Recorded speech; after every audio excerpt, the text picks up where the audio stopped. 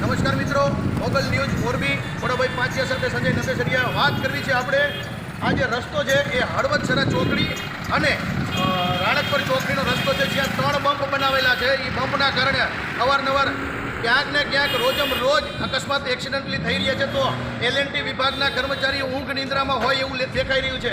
વારંવાર પબ્લિકે ફોન કરવા છતાં પણ આંખ ખાડા કાન કરી રહ્યા છે. આવા તંત્રની બદલી કરી અને ફરી પાછા બમ્પ બનાવવામાં આવે એવી લોકમાંગ ઉઠી છે. Thank you.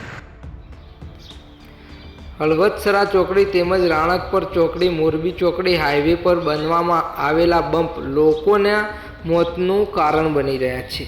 ત્યારે રોડ વિભાગના તંત્ર તેમજ રોડ સર્વિસ લેનાર L&T વિભાગના અધિકારીઓના કામ કરવાનો નજારો જોઈ રહ્યા છે.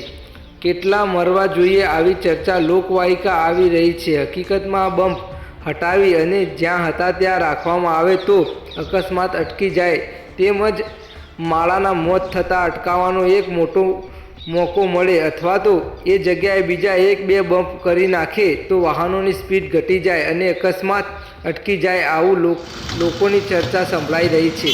ત્યારે અધિકારીઓ આવું કામ કરશે કે નહીં એવા સવાલો ઉઠી રહ્યા છે. મોગલ ન્યૂઝ મોરબી.